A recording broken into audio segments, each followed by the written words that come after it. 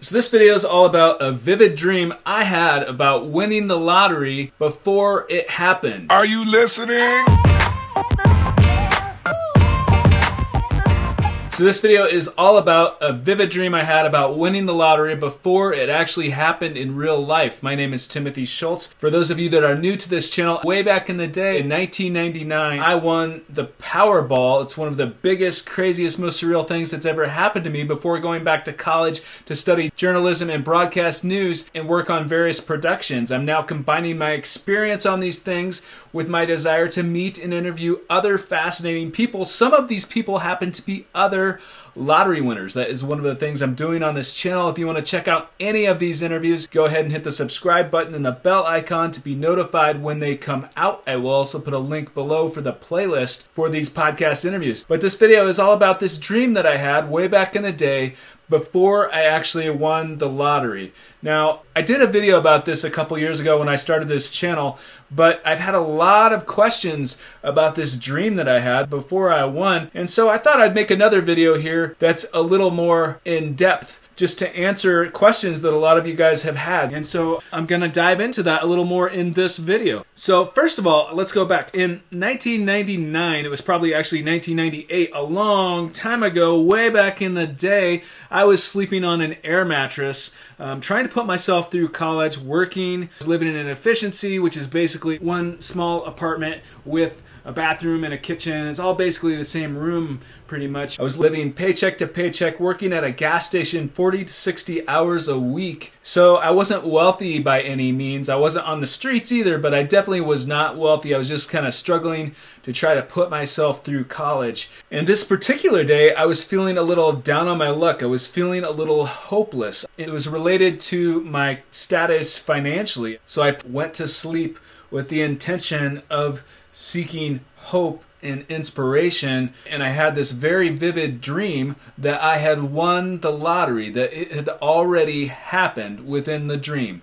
I didn't see the balls dropping down or anything like that. I didn't see specific numbers. I didn't see an amount. I just, within the dream, I had already won the lottery. And the first thing I thought of in the dream was, oh my gosh, this is like amazing. I want to pay off my debt. I want to pay off my vehicle. That's the first thing that popped into my head, and I was just so ecstatic and so excited.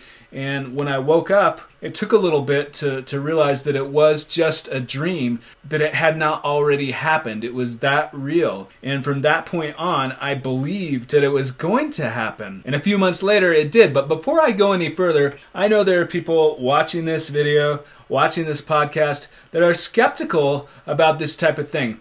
And I am just being authentic. As I've said in previous videos, I am not here to prove anything to anyone. I am just being authentic. This happened to me, and it happens to other people. It happens to quite a few lottery winners, actually, where they have had a dream about something, or something has led them to believe that it's going to happen before it happens. I find it very fascinating. So almost every lottery winner that I meet and interview on this channel, I ask them about this type of thing. But I am not speaking for all lottery winners in this video. Of course, a lot of lottery winners don't have a dream about it, but this happened to me, and I find the subject very fascinating, so that's why I'm sharing this. But back to the dream. So I woke up, and I was very convinced after this happened that I was going to win.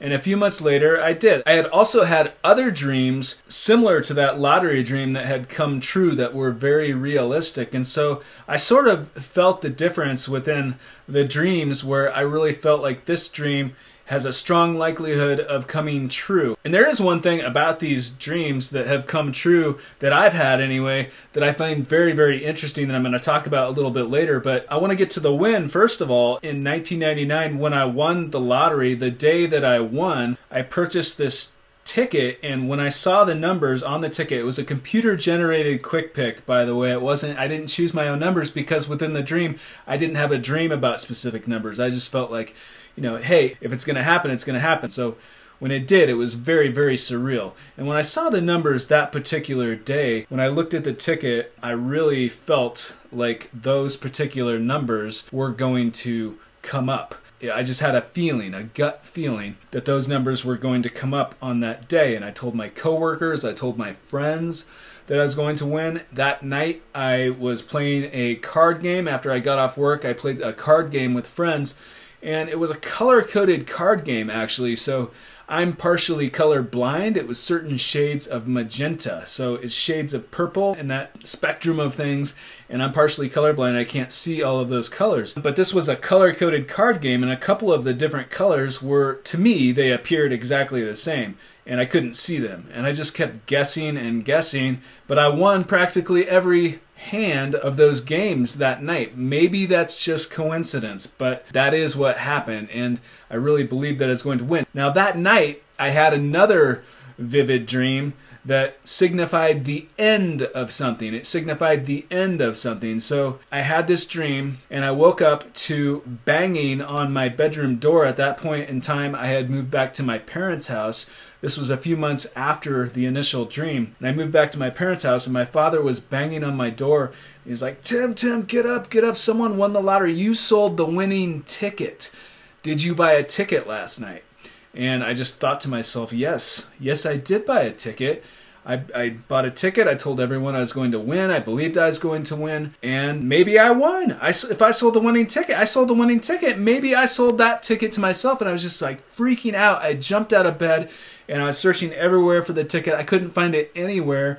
And I was just sort of frantic. But then I found it crumpled up in a ball. I was 21 years old at the time. I wasn't the most organized person. Nothing against 21-year-olds. I know 21-year-olds that are very organized. So I found this ticket and I rushed upstairs to see, because I was living in my parents' basement at the time, I rushed upstairs to compare the ticket to the newspaper because the internet wasn't what it is today. So I unraveled the ticket and compared the numbers to the newspaper, kind of looked back and forth, and they matched. Every single number matched.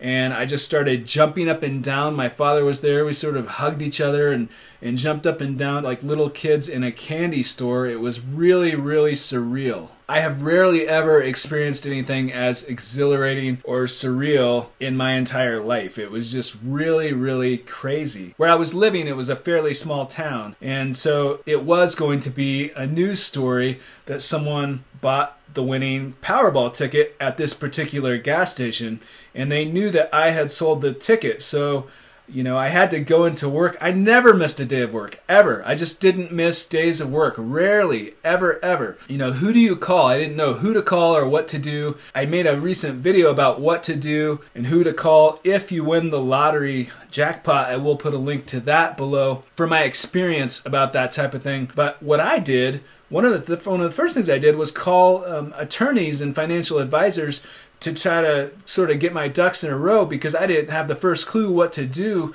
with a ticket or how to claim it. I thought it was pretty unwise to just go to a lottery office and do that without understanding what you need to do with the ticket, with the money. What are you going to do? I had no idea. So I was advised to go back into work and act as if I had not won until I was ready to go in and claim the prize publicly, because where I lived, you had to claim prizes publicly. You couldn't stay anonymous. And so the goal was to get my ducks in a row and sort of understand what I'm going to be doing with the money, like how is it going to be invested and what exactly to do, because you can't just walk into a lottery office with it. I mean, you can, but I think it's pretty unwise to just, if you happen to win a lottery jackpot, to just go into the lottery office and say, here you go. No. You should sign the back of the ticket. You should put it in a safety deposit box, is what I did. And you should really understand what you're going to do, how you're going to claim the ticket, what you're going to do with the money, and so forth, before you turn in the ticket. Especially if you live in a state where you don't have the option to remain anonymous, because if you live in a place like where I lived, where it was a big story, then you're going to have a lot of media attention potentially, so you have to understand how to handle that as well. So I went into work one last day and pretended as if I had not won. I felt like I was going up for an Oscar or something, because I'm not an actor. I'm a very authentic person. It was very hard for me to keep a straight face. I had reporters in there asking me, hey, what did it feel like to sell the winning ticket? And I just remember looking at them and having the cameras on me and smiling and saying, well, I just hope whoever sold the winning ticket, I just hope that they remember me. And it was so hard to do that with a straight face. And I remember some of the customers just kind of looking at me throughout the day because I was just sort of, pretty much definitely not acting normal. And I remember one particular customer who looked at me and he was like, what is wrong with you? And I was just like... But shortly thereafter, I was at the point where I was ready to claim the prize publicly, and I went in and we handed them the ticket. They verified it. There was a press conference where I answered questions, but it was really, really surreal. And I just kept thinking about this dream afterwards. I was like, this really, happened. I had a dream about it. I believed that it was going to happen, and then it came true. I mean, what are the odds of this happening? I think it's very, very fascinating. There are other people that this happens to too. It's not just me. I've made a couple of videos about other winners who have dreamt about winning the lottery and then they've won. It happens all the time. And the media latches onto these stories because it seems so crazy and over the top, but it actually does happen. It happens to people all the time. It's fascinating. But for me, with this particular dream, and with most dreams that I have where it's very realistic and I feel like it's going to actually happen in real life, one of the things that I personally experienced, this sounds sort of crazy, but I felt as if almost like a meditative state of consciousness. I felt very, very relaxed and open. And then I felt as if this had happened. This had already happened within the dream. Now, some people think that this was a premonition, while other people think that this was remote viewing and seeing the future. Then there are other people who believe in the power of visualization and tapping into the subconscious mind. Then there are people who think this is all just a mere coincidence, that I happened to have a vivid dream about winning the lottery and then I won the lottery.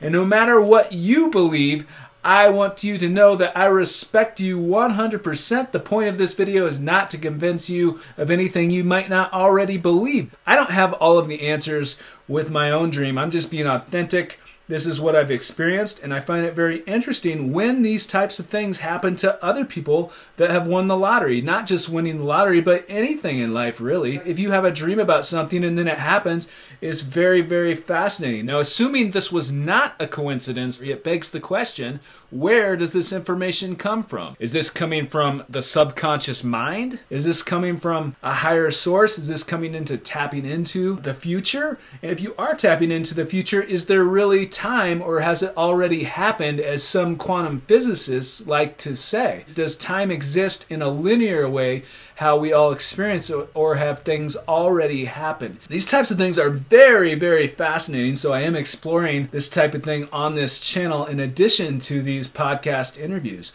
And not every lottery winner has had an experience whereby they've believed that they were going to win before it's happened, or that they've had a dream about it before it's happened. That doesn't happen to everybody, but it happens to a lot of people, and it's happened to so many people that I've interviewed on this channel. I find it very, very fascinating. So it is one thing I'm pursuing on this channel. The truth is that you don't need to have a dream about winning the lottery to have a chance to win the lottery. All you need is one ticket. All you need is one ticket to have a chance to win the lottery. That is the truth. My advice is not to listen to the horrendous odds out there. Only spend what you can afford and have fun with it, but also know that you do have a chance if you play. So if you like this video, go ahead and hit the like button. Let me know in the comments, have you ever had a dream about something and then it's happened in real life? If so, what was that dream? And what do you think about dreams? I love checking out your comments. If you want to get early access to videos and podcast interviews on this channel,